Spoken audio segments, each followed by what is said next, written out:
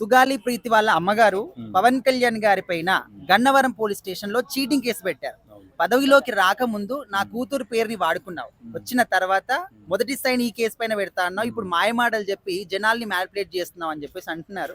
So దీనిపైన మీ అభిప్రాయం ఏంటి సార్? రాజకీయాలు ఇంత నీచంగా ఉంటాయా, ఇంత దరిద్రంగా ఉంటాయా, ఇంత సన్నాసుల్లా మారిపోతారా అన్నదానికి ఉదాహరణే సుగాలి ప్రీతి తల్లి పవన్ కళ్యాణ్ గారి పైన పెట్టిన కేసు.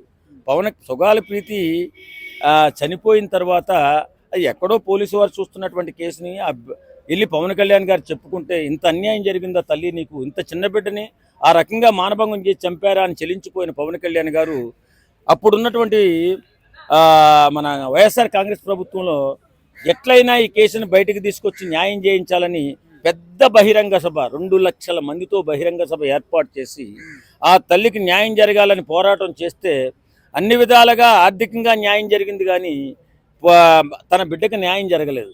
వాస్తవంగా దీనిపై పోరాటం చేస్తూ రాజకీయాల ఎలక్షన్ ముందు పవన్ కళ్యాణ్ గారు కూడా చెప్పడం జరిగింది, తల్లి ఒకవేళ అప్పుడు నీకు న్యాయం జరగకపోతే న్యాయం చేసే బాధ్యత నాదే.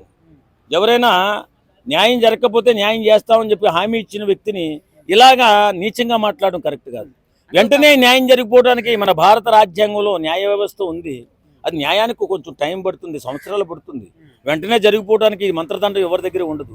ఈ మంత్రదండం ఉండేలాగుంటే, న్యాయం జరిగిపోయేలాగుంటే 5 సంవత్సరాలు వైఎస్ఆర్ కాంగ్రెస్ పార్టీ ప్రభుత్వం ఉన్నప్పుడు ఎందుకు న్యాయం జరగలేదని ప్రశ్నించలేదే? ప్రశ్నించావు, అప్పుడు ప్రశ్నించావు. ఆర్థికంగా బలపడడం కోసం ఇష్టానుసారంగా జగన్మోహన్ రెడ్డిని తిట్టావు, మాట్లాడావు. 5 సంవత్సరాలు నాకు అన్యాయం చేసింది జగన్మోహన్ రెడ్డి అని అన్నావు.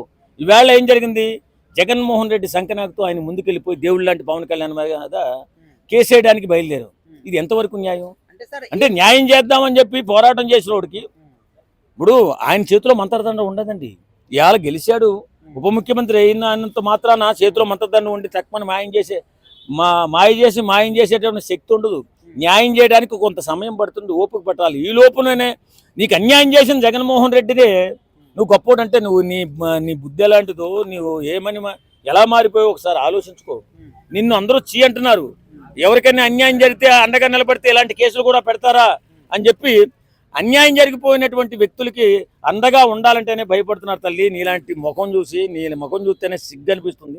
కొంచెం ఆలోచించి చేయాలి. ఏ పని చేసినా న్యాయం జరగడానికి సమయం పడుతుంది తల్లి, అది ఆలోచించుకోవాలి. అంటే చాలా మంది ఏమంటున్నారంటే మీరు అధికారంలోకి వస్తే మీరు ఈ కేసు ఫస్ట్ టేక్ ఓవర్ చేస్తాను అన్నారు కదా. అవును, మీరు రాకముందే ఆధారాలన్నీ తీసుకొని మీ దగ్గర పెట్టుకోవాలి కదా. ఇప్పుడు ఎందుకు చెప్తున్నారు ఆధారాలు లేవు? ఆమె ఇచ్చిన ఆధారాలన్నీ దగ్గర పెట్టుకున్నది కూటమి ప్రభుత్వం. ఖచ్చితంగా ఆధారాలు కూటమి ప్రభుత్వం దగ్గర ఉన్నాయి, కానీ మాయం చేసినటువంటి ఆధారాలు మాత్రమే ఉన్నాయి. అప్పటికే మాయమైపోయిన ఆధారాలు కూటమి ప్రభుత్వం అందించింది స్వహస్తాలతో. న్యాయం చేయాలని ప్రయత్నం చేస్తే అందులో ఏం లేదు, బోడి. కాబట్టి నేనేం చెప్తానంటే, వేళ నీకు ఏదో జగన్మోహన్ రెడ్డి ఏదో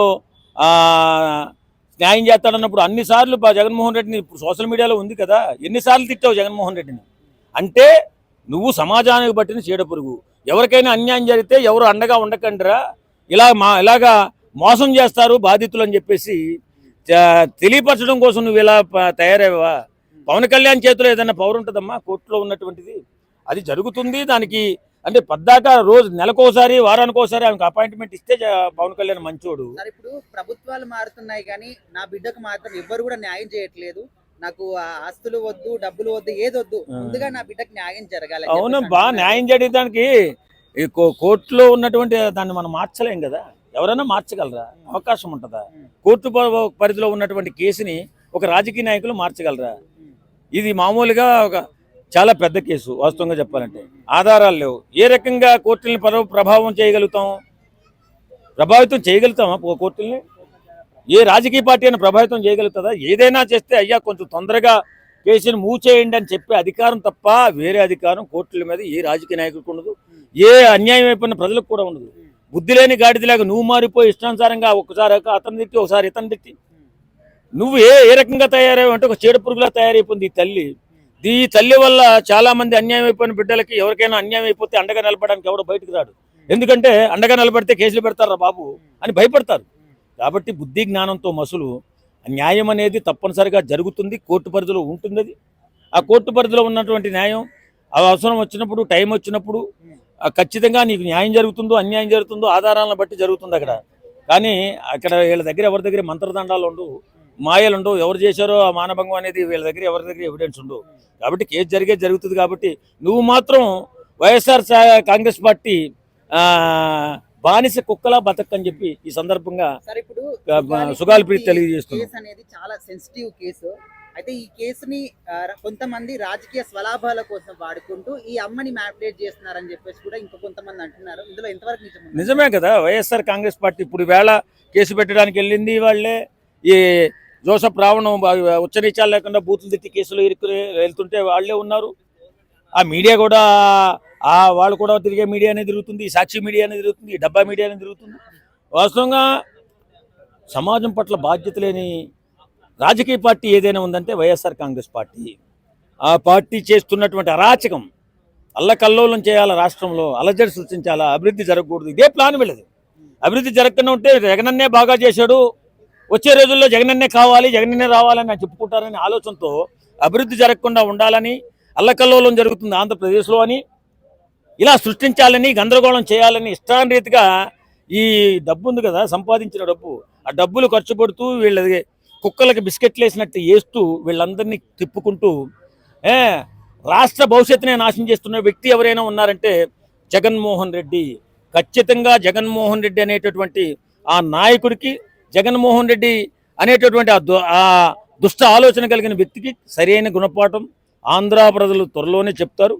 ఖచ్చితంగా ఈసారి రాజకీయాలకు పనికిరాకుండా వైఎస్ఆర్ కాంగ్రెస్ పార్టీ భూస్థాపితం అయిపోతుంది. కేసు మీద ఏంటంటే పూర్తి వివరణ అప్పుడు పవన్ కళ్యాణ్ గారు ఇచ్చిన అప్పుడు ఉన్న ఆధారాలు అన్నీ ఉన్నాయి, తగిన వివరణ ఉందని ఆ రోజు పోలీసులు ఇచ్చిన వివరణను బట్టి ఆ రోజు హామీ ఇచ్చారు పవన్ కళ్యాణ్ గారు.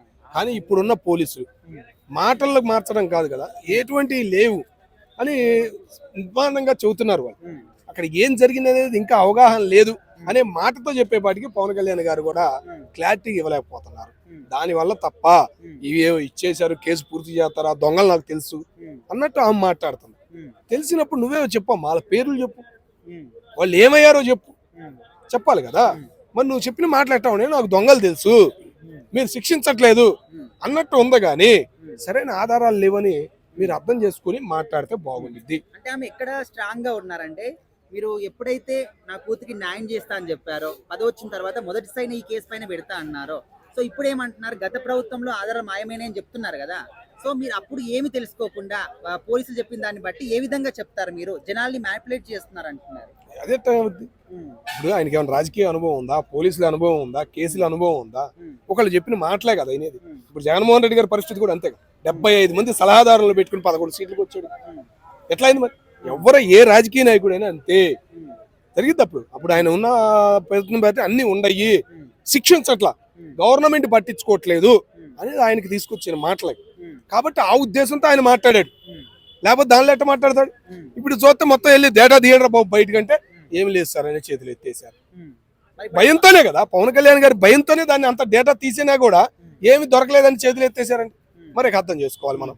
మరి ఇలా భయం వల్ల అవి బయటకు వచ్చినాయి, ఏ విషయం బయటికి రావట్లేదు కదా, మరి అది అర్థం చేసుకోవాలి. అంటే ఆమె ఇప్పటికి కూడా కోరుకునేది ఒకటే, నాకు ఏ డబ్బులు వద్దు, ఏ ఆస్తులు వద్దు, ఇచ్చినా మళ్ళీ తీసుకోండి కానీ నా కూతురికి మాత్రం న్యాయం జరగాలని చెప్పేసి ఇప్పటికి అదే కోరుకుంటున్నారు. మరి వాళ్ళ కూతురికి ఇప్పటికైనా న్యాయం జరుగుతుంది అనుకోవచ్చు. ఆ కేసుకు సంబంధించిన పోలీసులకి ఇంకా పరీక్ష, ఎన్నో కేసులు చూసాం, ఈ కేసు కూడా ఒక పరీక్షగానే ఉంటది. కూటమి ప్రభుత్వం కూడా వదిలిపెట్టదు, అంత తేలికగా తీసుకోరు పవన్ కళ్యాణ్ గారు. కంపల్సరిగా దీని మీద ఉంటదని నమ్మకం అయితే మాకు. అలా ఇంకోటి ఏంటంటే, ఆమె ఒక్క సైడ్ స్టిక్ అయి ఉండకుండా ఒకసారి అటు వెళ్ళి మాట్లాడుతున్నారు, ఒకసారి ఇటు వచ్చి మాట్లాడుతున్నారు. ఇది కూడా కొంచెం మైనస్ పాయింట్ అయిపోయింది ఈ కేసులో అని చెప్పేసి అంటున్నారు. ఆ ప్రభుత్వం ఈ ప్రభుత్వం తిరగడం మరి అదే కదన్నా, మేము అనుకుంటుంది కూడా అదే కదా. ఆమెకి తెలుసు బయటికి చెప్పట్లేదు, భయపడుతుందా, దొంగలు ఎవరో నాకు తెలుసు, నేను చెబుతున్నా కానీ పట్టించుకోవట్లేదా అన్న ఫీలింగ్ కలుగుతుంది జనానికి. అన్న ఫీలింగ్ తో కలిగించేస్తుంది అదంతా. ఆడేం తెలుసు తెలియంది ఏమీ లేదాడ. మరి తెలిసినట్టు ఆమె ఫీల్ అయ్యి రాజకీయాన్ని చేద్దామంటే ఆమె కూడా రాజకీయం చేద్దామని దిగితే ఎవరేమనుకుంటారు, చూసిన వాళ్ళకి ఎవరికైనా ఏమని ఉంటుంది, ఎవరు పట్టించుకోవట్లేదు. అది అండ్ ఇన్ని రోజుల పాటు కూడా ఈ కేసు నమోదు చేయకుండా సడన్ గా ఇప్పుడే రావణ్ ఎప్పుడైతే అరెస్ట్ చేశారో, సో ఆయన మీరు అన్న మాటలే అన్నాడు కదా అని చెప్పేసి ఇంకో మాట చెప్పి ఆ తర్వాత కేసు పెట్టింది. దీని వెనకాల ఖచ్చితంగా ఎవరో ఉన్నారనుకోవచ్చు. అంటే పవన్ కళ్యాణ్ గారు ఇచ్చిన మాటలు ఏంటంటే పనికి మాలిన మాటలు మాట్లాడుతున్నారు, వ్యక్తికి విలువ లేకుండా పోతుంది, వాళ్ళు ఉన్న ప్లేస్ కు విలువ లేకుండా పోతుందని ఒక చట్టం తెస్తే దీనికి దానికి పోలికేముంది? నువ్వు అవన్నీ తీసుకొచ్చి ఈయన మీద కేసు పెడతానంటే ఇది ఎంత మాట? నువ్వేమైనా తిట్టారా? నిన్నెవరైనా కొట్టారా? ఆయన పెడుతుంది అది కదా, తిట్టే కొట్టేదాకా వచ్చేసారు కదా. సోషల్ మీడియాలో నాకు మీడియా ఉందని వాడు మాట్లాడినావా? మన దేవుళ్ళకే విలువ ఇవ్వట్లేదురా నాయన అనే భయంతో ఆయన ఒక చట్టం తెచ్చాడు. తన పార్టీ ఆఫీసర్ అండి ఎవరైనా కంప్లైంట్ ఇవ్వండి, ఆ స్కీమ్ తీసి అని చెప్పాడు. దీనికి నువ్వు పోలికి పెట్టేస్తే ఎట్లా? అదేంత ఆలోచించాలి కదా, జనమైనా ఆలోచిస్తున్నారు, అందుకే నీకు రివర్స్ అవుతున్నారు.